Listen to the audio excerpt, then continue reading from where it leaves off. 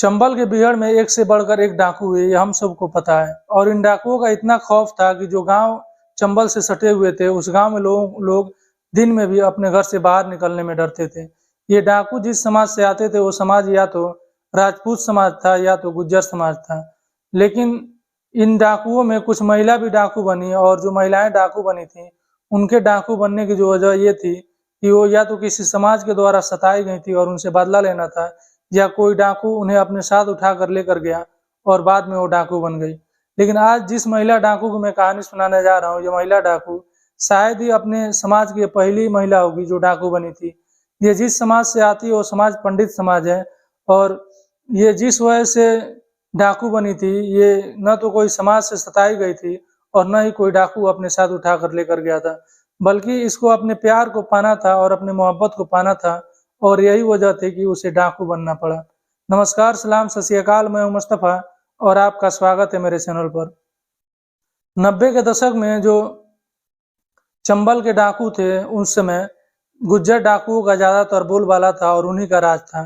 ये अक्सर उत्तर प्रदेश और राजस्थान और मध्य प्रदेश के जो गांव लगते थे चंबल के सटे हुए, वहां आ धमकते थे और वहां लूटपाट करते, लोगों के साथ मारपीट करते और फिर ये लोग चले जाते।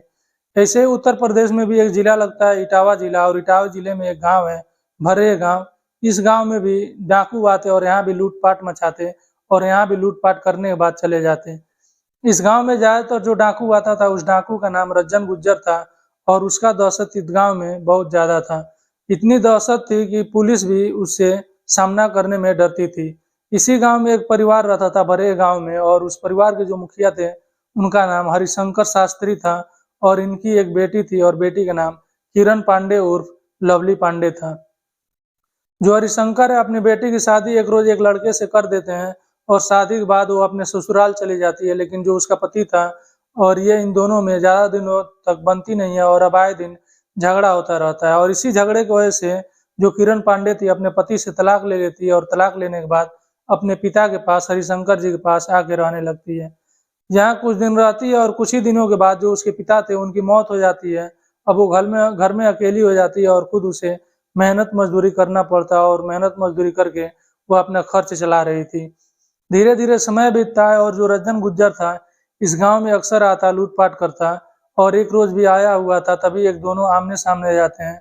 जो किरण पांडे थी वो बेहद ही खूबसूरत थी, और जब ये दोनों आमने सामने होते हैं तो दोनों को एक दूसरे से प्यार हो जाता है।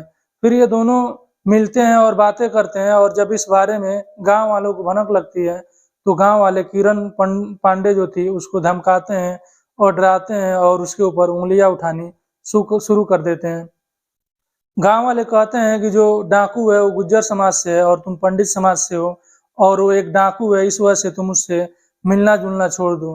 लेकिन किरण पांडे कहाँ मानने वाली थी। जब गांव वालों की नजर में आ गई तो मंदिर गए ये दोनों, और मंदिर जाकर शादी कर ली, और शादी करने के बाद ये भी जंगल चली गई, चंबल के बीड़ों में चली गई, और ये भी किरण पांडे भी वहीं जाकर रहने लगी। धीरे धीरे वहां समय बीत रहा था, और ये भी अब धीरे धीरे बंदूक चलाना सीख रही थी, और रज्जन गुज्जर इसे बंदूक चलाना सिखा रहा था। जब ये बंदूक चलाना सीख जाती है तो ये भी अब अपना एक टीम बनाती है, और ये भी अब गाँव में जाती है और डाका डालती, और धीरे धीरे इसका भी खौफ लोगों के अंदर बैठ गया। इसका भी खौफ इतना ज्यादा लोगों के अंदर बैठ गया कि लोग इसके वजह से भी, इसके डर की वजह से भी लोग घरों से बाहर नहीं निकलते थे और घर में ही डूबके रहते थे। अब धीरे धीरे समय बीतता जाता है, और वो समय आता है 1999 का, और 1999 में वो तारीख थी 5 दिसंबर का। एक प्रिंसिपल थे, एक स्कूल के प्रिंसिपल थे, वो कुछ ही दिन पहले रिटायर हुए थे। उनका नाम राम स्वरूप शर्मा था। वो सुबह सुबह का टाइम था 5 दिसंबर का, और वो घर से बाहर निकले थे, टहल रहे थे कि तभी जो किरण पांडे के जो आदमी थे वहां आ धमकते हैं, और उनको उठा लेते हैं और किडनैप करके अपने साथ लेकर जंगल चले जाते हैं।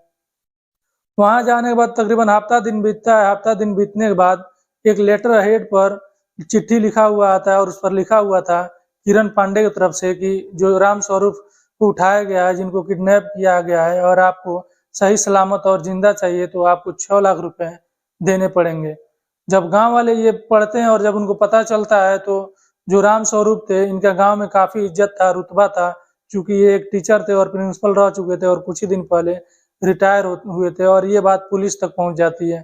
पुलिस भी हरकत में आती है, और उसके लिए 50,000 रुपए का इनाम घोषित कर दिया जाता है कि जो भी व्यक्ति किरण पांडे को पकड़वाएगा उसको 50,000 रुपए का इनाम दिया जाएगा। अब 2000 आ जाता है और 2000 में पुलिस को खबर मिलती है कि ये जो किरण पांडे हैं ये गांव में पहुंची हुई है और वहां पर भी पुलिस पहुंच जाती है अपने पूरे फोर्स के साथ। जब वहां पुलिस पहुंचती है तो दोनों तरफ से गोलियां चलती है और मुठभेड़ होता है और इसी इनकाउंटर में किरण पांडे को गोली लगती है और उसकी मौत हो जाती है। वहीं जो किरण पांडे का प्रेमी था, जो रंजन गुज्जर डाकू था, वो भी वहीं मौजूद था, उससे भी मुठभेड़ होता है और उसको भी गोली लगती है और उसकी भी मौत हो जाती है। इस तरह से इन दोनों का खौफ खत्म हो जाता है और जो एक उन गाँव में इनका खौफ बना हुआ था, लोग डर रहे थे, लोग घरों से बाहर निकलने में भी डरते थे। पुलिस इस तरह से इनका एनकाउंटर करती है और इनको गोली मारती है और फिर उस गाँव से इनका डर खत्म होता है। ये थी आज की कहानी। आपको कैसी लगी आप कमेंट बॉक्स में ज़रूर बताइएगा और आपसे रिक्वेस्ट है कि आप मेरे वीडियो को लाइक कीजिए, शेयर कीजिए और चैनल को सब्सक्राइब ज़रूर कीजिएगा।